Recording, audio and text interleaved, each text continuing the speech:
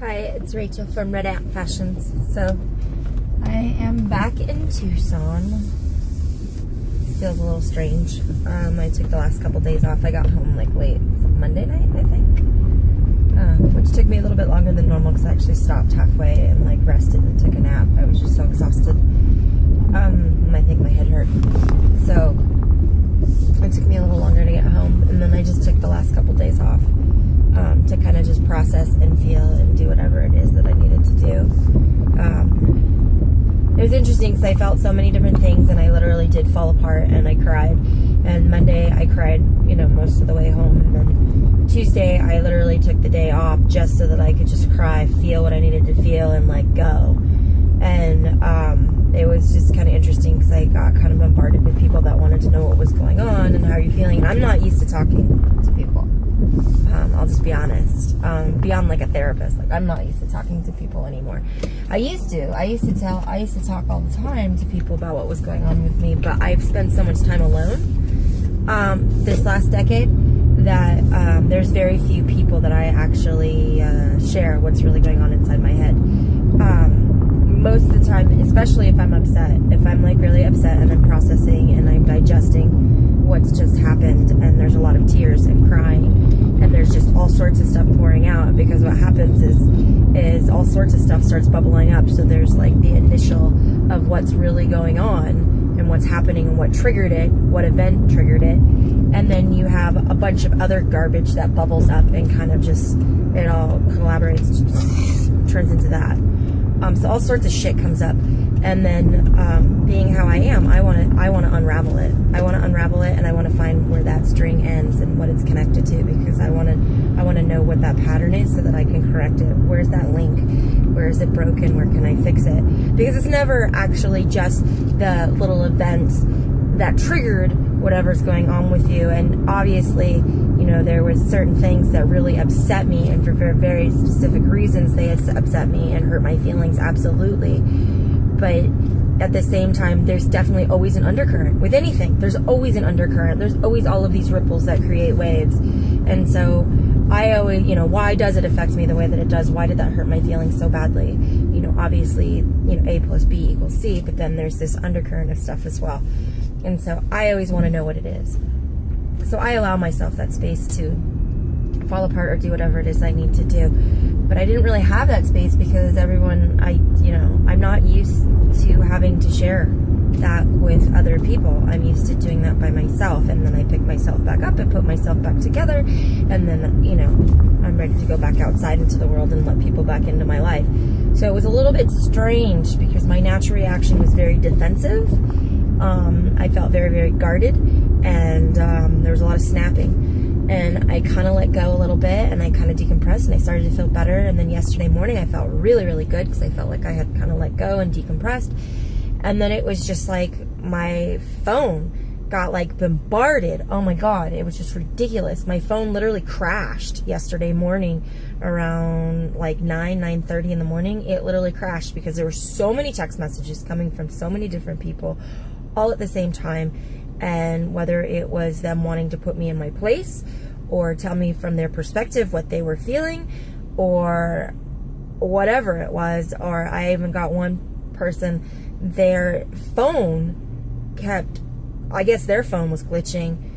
They had written a text, whether or not they meant to send it, I don't know, or if they had said it and then deleted it, I don't know, but their phone looped it, and just every 10 minutes for like an hour, it kept resending my phone the same text message. And the text message was kind of offensive. It was very kind of hurtful and really offensive, and it basically said that I needed professional help and that I'm having a mental breakdown and I really should find better tools or mechanisms to deal with it. And so it was just kind of like, you know, fuck you. You haven't been in my life for years, and where is this coming from, A, and B, like, if that's really how you feel, like, you don't know me well enough. You have no idea where I've been or what I'm doing or why I am the way that I am. So, like, you're not really in a position to tell me shit. Not to mention, if you haven't looked in your own mirror, don't bother looking in mine. But it was kind of like this offensive text message, and like every 10 minutes, and I was just like, dude, are you like, what is this? And And so I finally called him and I kind of snapped at him, and I was just like, could you please stop sending me that text message? And he didn't know what I was talking about.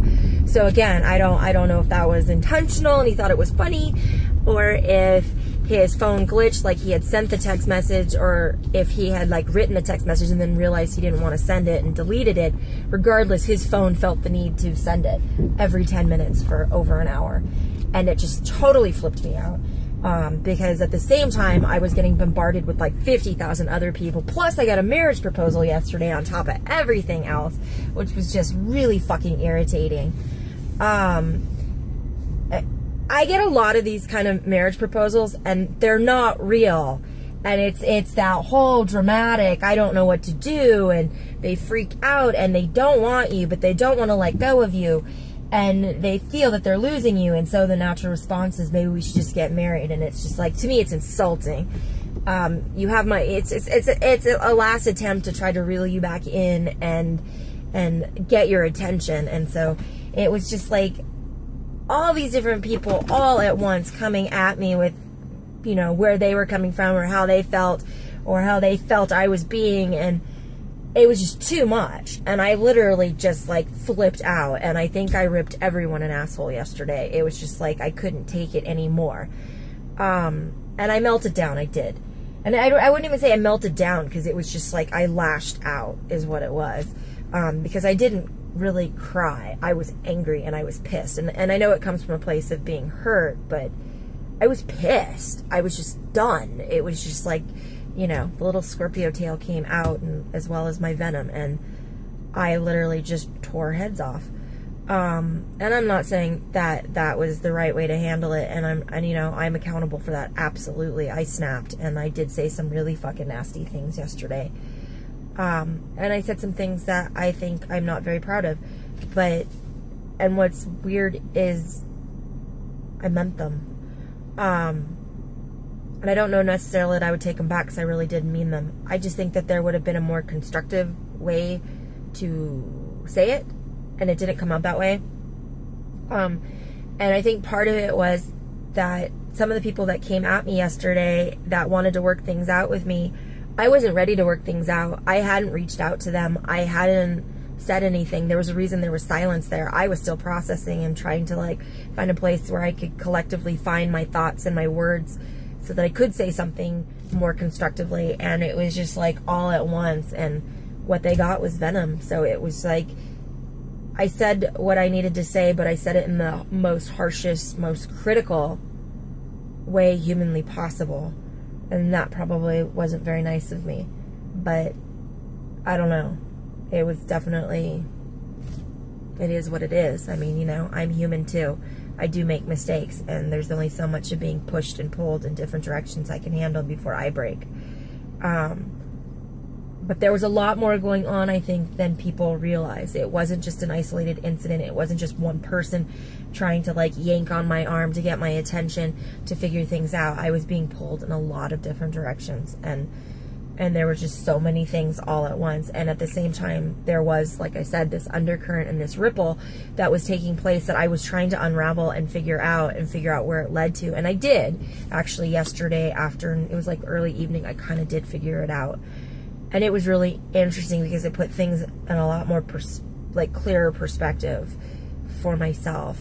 And I don't really quite know what to do with it, because it's kind of, it's interesting, and I guess it's something I've always known, but what do you do with it?